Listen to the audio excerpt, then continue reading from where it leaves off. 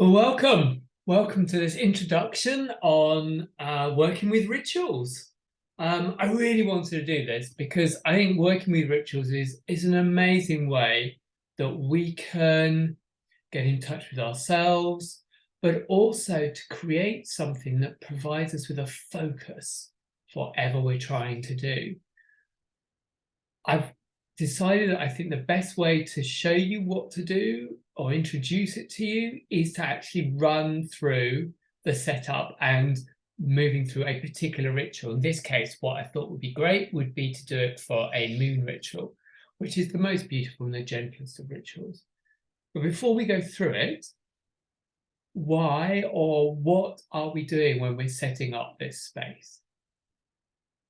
I feel that we're creating a vessel for in which things can happen, where we can set an intention or ask a question or spend time with ourselves within something that has like a boundary. And the way that I work is I'm working with the elements. So we have earth, air, fire, and water. And those become those four pillars that effectively create the circle, as we call it, a sacred space, a sacred circle within which the activity can take place. Often it's like if we were to create a cooking pot, getting the clay, molding the clay into a pot, then putting everything inside it, and then the heat turns it into something else. And that's exactly what we're doing here by bringing these elements together, by setting out the earth, the air, the fire, and the water.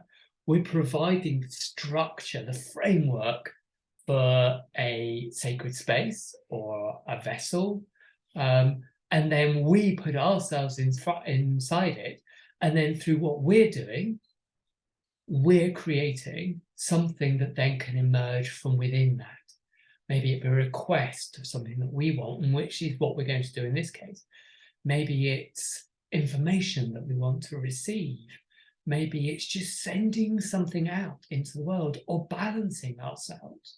Whatever it is that we need when we get inside this sacred space, it provides that boundary, that framework, that focus for that to take place. And I think that's incredibly exciting when we think that actually we're creating something energetic in which to work, to allow the energy to focus and to work with us. So I've set this one up here to show that you can just do it on a table.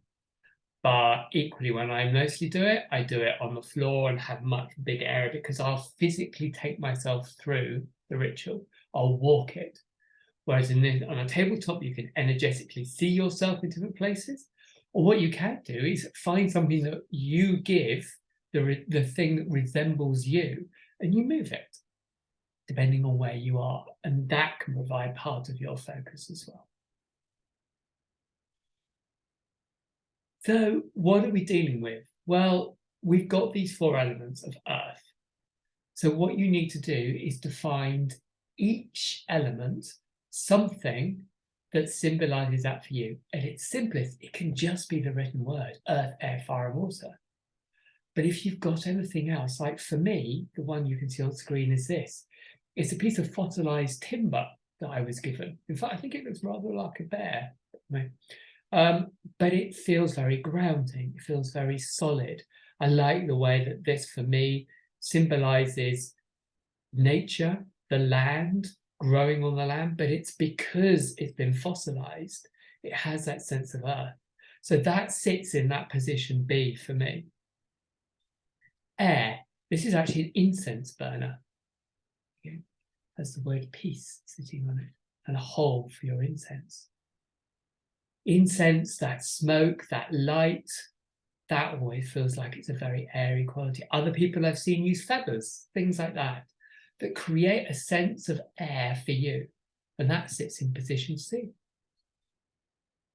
And the final or third one is fire. And for me, this is the sun. It's earthenware, terracotta, and therefore it's been clay. And like the tree wood that I showed you first, this was once part of the earth and then has been fired to form this shape, which I love, and it symbolizes fire for me. And the last one is water. And this for me, it's a glass heart, a blue glass heart that feels like it's fluid. So again, what once was fluid, or, glass does actually flow. When we look at ancient glass, there has been a movement, infinitesimal, but there is movement. But it's that glassiness, that transparency that feels like it carries the qualities of water for me. And that goes in our position E. So find your own, find what resonates for you about the earth. Or if you're doing it outside in nature, then you can find things that literally come from the place that you're doing this ritual in, that feel like they embody those qualities for you. Or make something, draw something, anything that works for you will work in a ritual.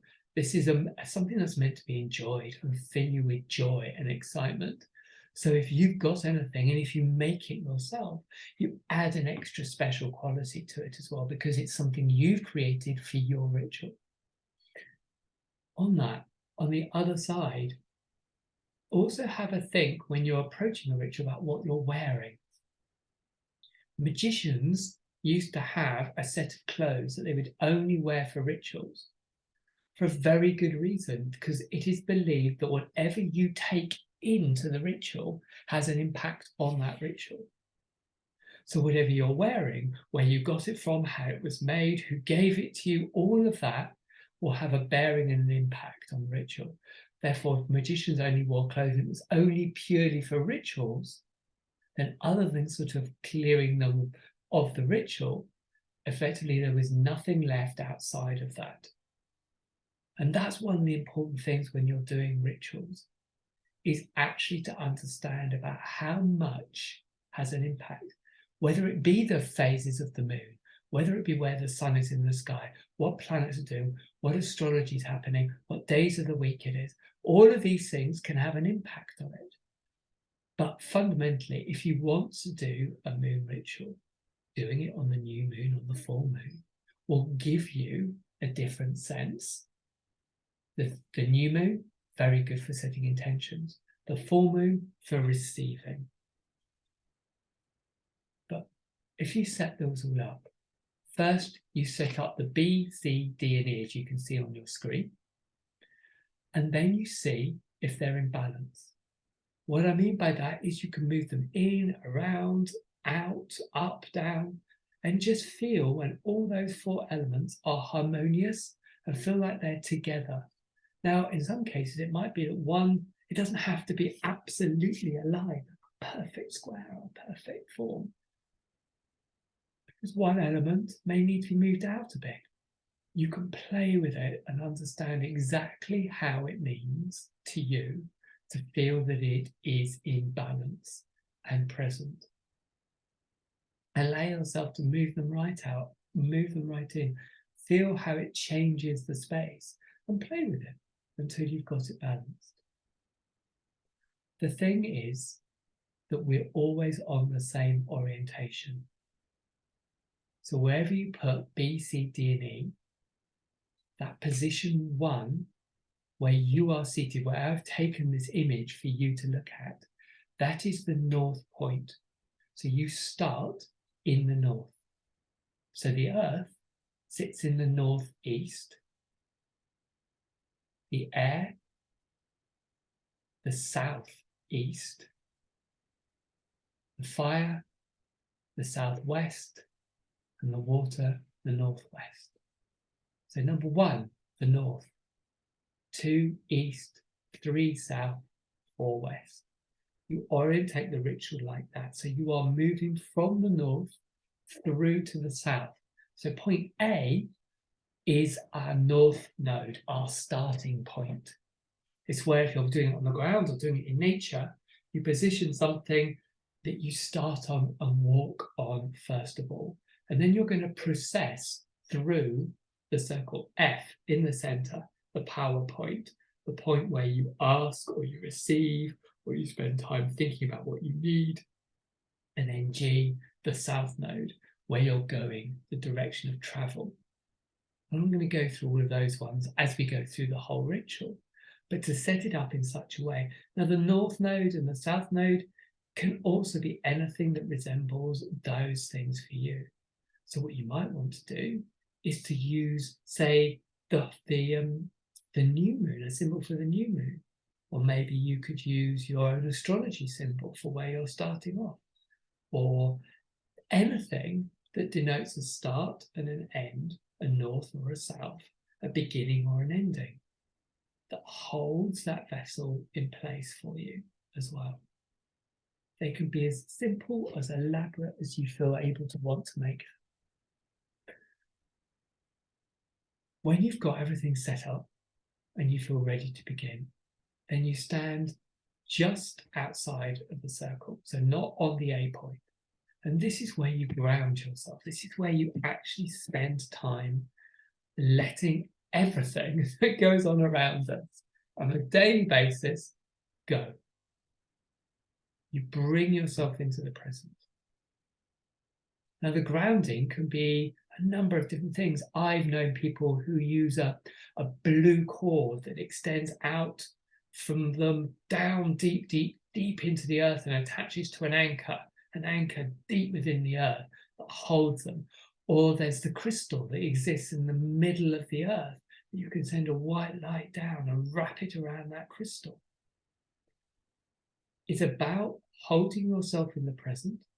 It's about allowing yourself to accept some focus for what you're going to do and giving yourself the time and space to settle before you start to go into the actual ritual itself. When you're ready, when you feel you're settled, phones are off, everything's out of the way, then you step onto the A, the north node, the start point. And this is where we set an intention. Rituals work really well with clarity. If you're vague, if you're not quite sure what you're doing, it's very difficult to receive a response to something that isn't clear. So we set an intention about why are we doing this ritual. In this case, we're doing it to celebrate the full moon, or we're celebrating the moon. This is a ritual to celebrate the moon. And you sit, stand, feel yourself in that position, knowing that this is where you're starting. Just allow yourself a moment to really feel full and to feel the intention that you set for what you want to do for this. Maybe it is, I need energizing. I'm doing this moon ritual to energize myself. When you feel settled, when you know that your intention is right and clear, step into F. Step into the center of the ritual, into the vessel as a whole. And stand there and hold yourself for a moment. Ground yourself for a moment. Allow being in the center of these 4 pillars to really come to you. You might choose to feel earth, air, fire, water around you. Just to hold them and know that you're held and supported. But F, the center point, is where we do an invocation. And invocation, again, is clear. It is something that we are asking for, or giving or receiving. So in this case, we're asking to receive self-nurture and clarity on my path ahead. The intention was to energize. Energizing comes from a place of self-nurturing when we know that we're looking after ourselves. And it can come from a path when we know what we're working on and where we're going. So we stand in the center and we say the invocation, "O Luna, with your wise ways, help me to nurture myself and show me my path ahead." Say it like you mean it. Say it with strength, but also a reflection of what you're working with. The moon's very feminine. The moon is very self-nurturing. So though we say it strongly, we say it in a voice that respects what we're actually working with at the moment. And once you've said it, just saying it once, stand with that invocation sounded. We call it having sounded your invocation. The strength of those words being visible, as in they're not in your head. You've spoken them out loud. And allow that time. Maybe you'll get some insights. Maybe you'll see colors. However you experience these things, allow that moment to happen for you, and to know that it actually is you for your time. You can spend up to 5-10 minutes, as long as you need, standing in it. It can be quite a powerful experience because you're in this vessel that you've created, your vessel, your framework, setting your intention and your invocation. But when it naturally comes to an end, or you feel it's time to move on, step onto the G. That's your south node, your point of travel. Now, I always feel that this point has two functions. One is for us to bring ourselves back into a place of grounding after we've been on point F. Sometimes that can be really quite powerful.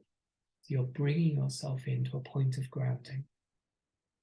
But also, I love to think about this one as being where we give whatever gifts we've received or we're giving out to the wider world, to all of nature, to all of the land, all living things. We can stand there and just see it all going out from this ritual.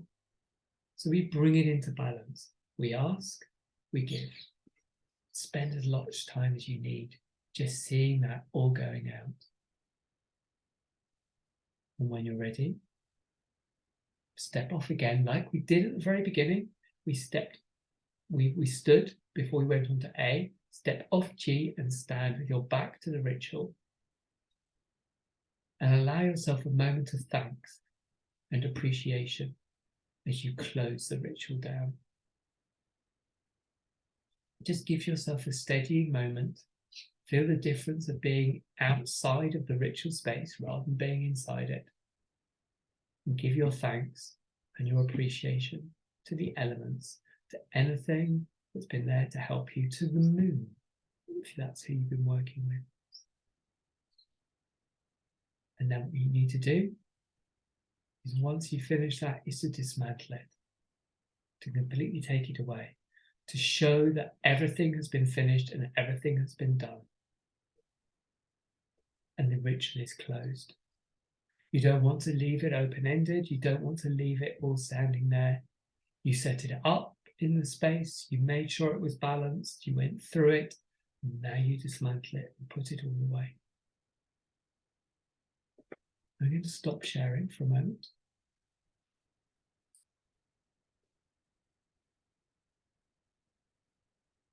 So that's a very simple full moon meditation, but it helps you understand the elements of how I work, so that if you're coming to any of my workshops, then you'll understand exactly what and how we're working. Now, those ritual spaces, I've shown you the bare bones. Like people who make mandalas set up a structure and then they beautify it. You can go as elaborate, beautifying it as much as you like, as relevant to where you are in the calendar, where you are in nature's wheel, what's going on, or what you're asking for. But just allow yourself to know that whatever you're doing, it's part of that ritual and it's for you. And enjoy. It's meant to be a thing of enjoyment. Thank you. I hope that has been helpful and that you'll really enjoy doing rituals together.